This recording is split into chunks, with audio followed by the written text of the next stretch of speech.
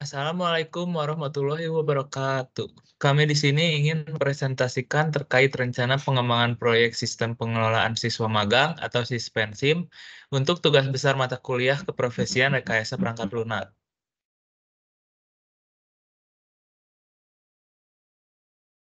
Kami di sini terdiri dari 4 anggota, yaitu saya sendiri Daniel Yandri sebagai Project Manager, terus ada Fauzen Mulyawarman sebagai Sistem Analis dan Backend Developer, terus ada Haulul Azkia sebagai UI UX Designer dan Front-End Developer, terus ada Nabil Fazlur Rahman, yaitu sebagai Product Designer dan Quality Assurance.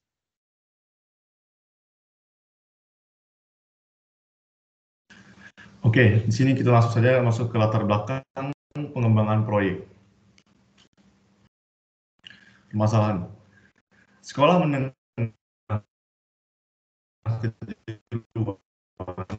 atau SMK dengan kegiatan magang siswanya saat ini. Dari setiap perusahaan terdiri dari beberapa pembimbing, dan setiap guru pembimbing memiliki beberapa jumlah siswa yang berbeda. Saat ini, pihak sekolah memiliki permasalahan atau kendala dalam proses monitoring siswa, yaitu pada proses bimbingan yang tidak efektif, transparansi nilai mahasiswa, absensi tidak terkelola dengan baik, dan pemantauan kinerja dan perkembangan siswa. Kemudian, ini adalah fitur aplikasi pada aplikasi kami. Yang pertama, pada admin sekolah itu ada kelola data master dalam kurun tahun ajaran, jurusan perusahaan, pembimbing siswa, kelompok bimbingan, dan penilaian. Kemudian ada guru pembimbing, yaitu monitoring harian, monitoring bulanan, kehadiran siswa, nilai bulanan, nilai akhir. Kemudian ada fitur pada siswa, yaitu ada jurnal harian, jurnal bulanan, kehadiran atau absensi, nilai bulanan, dan nilai akhir. Kemudian yang terakhir ada instruktur dan perusahaan, yang yaitu monitoring harian, monitoring bulanan, kelola data instruktur, dan yang terakhir kelompok bimbingan. Untuk proses selanjutnya, ada proses pengembangan proyek Sispensim, yaitu penentuan tim pengembangan proyek. Yang pertama ada project manager yang bertugas untuk membuat perencanaan di setiap langkah. Terus ada yang kedua ada product designer yang bertugas untuk menentukan fitur-fitur. Terus yang ketiga ada sistem analis, yaitu untuk yang bertugas memetakan kebutuhan pengguna. Terus yang keempat ada UI UX designer yang bertugas untuk menciptakan antarmuka. Yang kelima ada front-end developer yang bertugas untuk mengintegrasikan tampilan aplikasi. Yang keenam ada back-end developer yang bertugas dalam membuat API. Yang ketujuh ada quality assurance yang bertugas untuk melakukan pengujian. Terus yang selanjutnya ada software development lifecycle. Tim kami menggunakan konsep Scrum karena metode ini memberikan fleksibilitas dan adaptabilitas dalam mengatasi perubahan kebutuhan.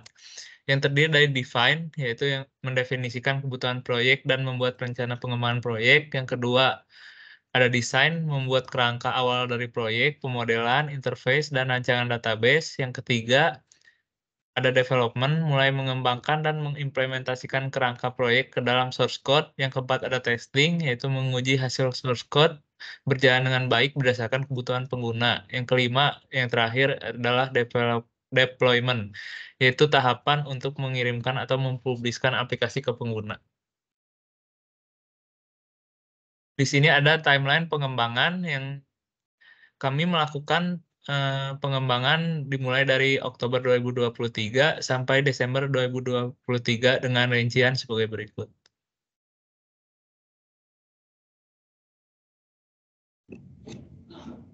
Baik, selanjutnya adalah kami melakukan elistasi untuk kebutuhan aplikasi yang bertujuan untuk memahami dengan baik apa saja yang dialami, kesulitan yang dialami oleh pengguna, serta kebutuhan apa yang ingin dia capai, kemudian tujuan bisnis, fungsi yang diinginkan, dan batasan-batasan yang ada.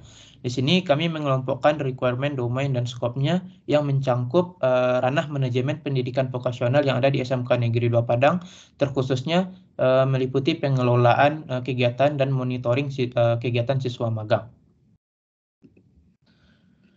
Di sini kami ada beberapa aktivitas elisitasi requirement. Yang pertama, kami menentukan dulu tools yang digunakan. Tools yang kami gunakan itu ada PickJam yang digunakan untuk brainstorming, bertukar pikiran dengan anggota sesama tim. Kemudian kita menggunakan juga Microsoft Teams yang berfungsi untuk melakukan wawancara dengan stakeholder secara online. Kemudian Microsoft Word yang digunakan untuk membuat dokumentasi seperti pertanyaan dan lain-lainnya. Selanjutnya kami membuat jadwal wawancara dengan pihak SMK 2 Padang supaya tidak terjadi bentrok jadwal dan jadwal yang diharapkan itu sesuai. Kemudian menentukan pertanyaan-pertanyaan wawancara yang akan ditanyakan kepada stakeholder untuk menjawab kebutuhan-kebutuhan yang mereka butuhkan. Berikut adalah cuplikan dari pelaksanaan elisitasi dengan klien yang kami laksanakan pada tanggal 21 Oktober 2023. Nah, kira-kira apa tujuan utama dari pembuatan aplikasi ini, Bu? Apakah ada masalah atau kebutuhan apa yang ingin diatasi oleh aplikasi ini? Oke, baik, terima kasih. Untuk bukti-bukti pembimbingannya ini nanti, Ibu kesulitan dalam misalnya mengambil absen, ya, mengambil absen melalui WhatsApp misalnya, ya. Nah, itu keluhan para guru pembimbing itu.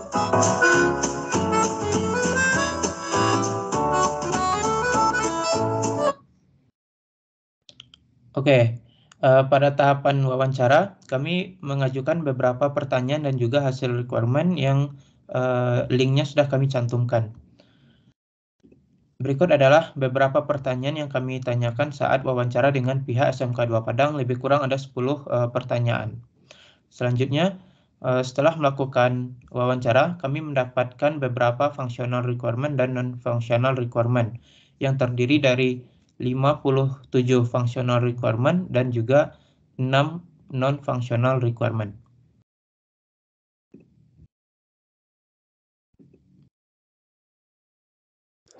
Baik, setelah melakukan elisitasi, kami membuat rancangan dari alur aplikasinya dengan bantuan tools FigJam. Nah, berikut adalah rancangan dari alur aplikasi yang akan kami buat. Jadi di sini kami menentukan dulu role-nya, setiap role-nya. Di sini ada dashboard, jadi untuk semua role. Kemudian ada admin sekolah. Alurnya admin sekolah ini dapat mengelola data master mulai dari tahun ajaran, data jurusan, data guru pembimbing, data siswa, kelompok bimbingan, dan penilaian. Kemudian ada admin perusahaan. Alurnya admin perusahaan ini dapat mengelola data perusahaan, data instruktur, dan mengelola kelompok bimbingan. Kemudian ada instruktur itu sendiri. Alurnya nanti instruktur dapat mengelola atau memonitoring jurnal harian siswa dan jurnal bulanan siswa. Nantinya instruktur dapat mengecek kebenaran data dan memberikan komentar dari jurnal yang dikirim siswa. Kemudian ada juga penilaian bulanan yang dilakukan oleh instruktur dari performa magang siswa. Kemudian ada guru pembimbing. Alurnya sama, dia dapat memonitoring jurnal harian dan jurnal bulanan. Kemudian dapat mengecek kebenaran data dan memberikan komentar yang nantinya berguna untuk kehadiran siswa.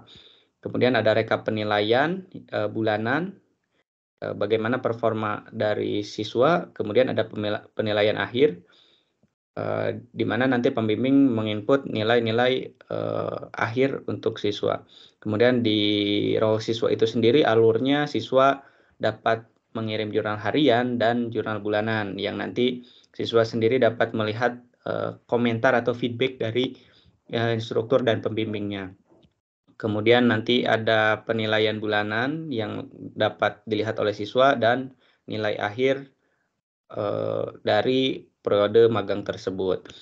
Semua ini berdasarkan dari hasil elisitasi, ya, jurnal bulanan, harian, penilaian akhir. Ini disesuaikan dengan kebutuhan dari pihak sekolah.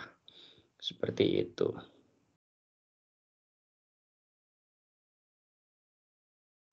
Baik, selanjutnya setelah kita melakukan perancangan alur aplikasi, selanjutnya kami membuat pemodelan aplikasi menggunakan UML.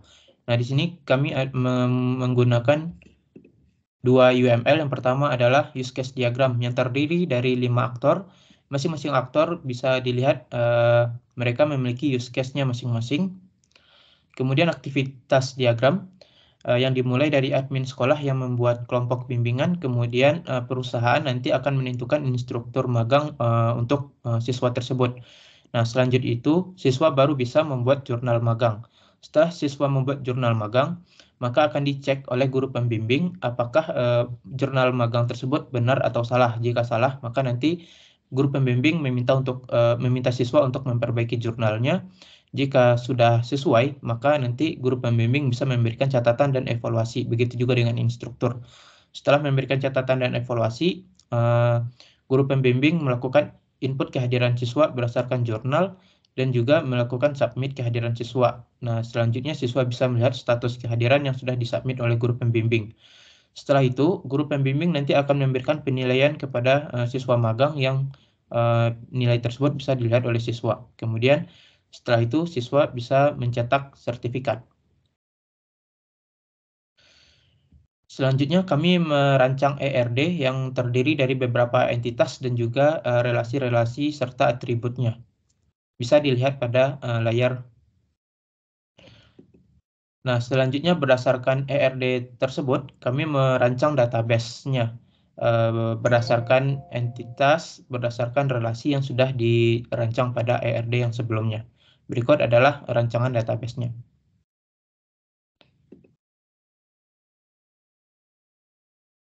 Kemudian kami juga melakukan perancangan untuk layout aplikasi menggunakan FigJam. Oke, seperti ini layout dari aplikasi kami.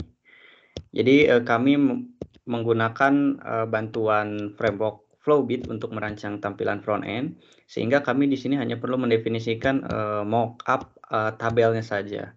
Di sini kami membuat beberapa mockup tabel. Yang pertama untuk admin sekolah sesuai dengan alurnya, kemudian ada admin perusahaan,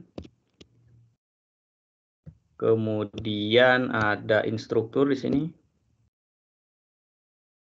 kemudian ada guru pembimbing, dan yang terakhir ada siswa itu sendiri.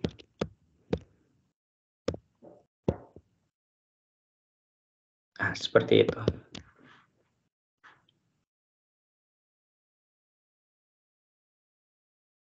Setelah merancang layout, kami mulai melakukan pengembangan aplikasi. Yang berperan di sini adalah backend developer dan front end. Backend sendiri merancang alur bisnis, API, dan penerapan autentikasi dan otorisasi. Adapun front end ini bekerja dalam pengembangan antarmuka, integrasi dengan API, dan kemudahan pengguna. Dalam pekerjaan ini kami berkolaborasi menggunakan tools yang bernama GitHub untuk mengelola source code atau codingan dari proyek kami. Untuk tool manajemen dan dokumentasi tugas, kami menggunakan dua tools, yaitu Jira Software dan Postman. Untuk Jira sendiri digunakan untuk memanajemen task yang akan digunakan oleh project manager untuk mengatur task yang dikerjakan oleh tim front-end dan back-end. Sedangkan untuk Postman, itu software yang digunakan oleh back-end untuk mendokumentasikan API yang telah mereka bikin, terus dilanjutkan oleh Quality Assurance untuk melakukan testing API tersebut. Kemudian, terdapat rundown kegiatan presentasi dan pengujian aplikasi dengan stakeholder.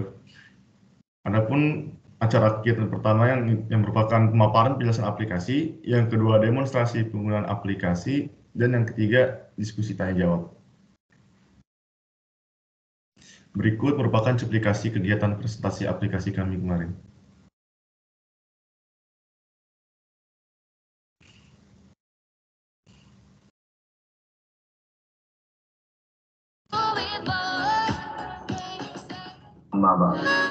Pertama-tama dan paling utama, marilah kita panjatkan juga Bapak Dr. Alvin dari selaku dosen pembimbing pada kegiatan kita. Tanpa memperpanjang waktu, mari kita langsung saja masuk ke dalam agenda kita. Jadi semoga yang sudah kami kerjakan ini bisa memberikan manfaat. Mudah-mudahan nanti aplikasi ini benar-benar bisa terpakai di Sekolah Padang, dan ini sangat bermanfaat sekali bagi Sekolah Padang. Suspension ini itu merupakan sebuah aplikasi atau platform yang berbasis web. Siswa yang submit jurnal sama seperti instruktur bisa melihat jurnal yang dikirim oleh siswanya pada hari itu. Oke, baik. Sekian presentasi dari kelompok kami. Jika ada salah kata dan kekurangan, mohon dimaafkan. Wabillahi taufiq wa hidayah. Wassalamualaikum warahmatullahi wabarakatuh.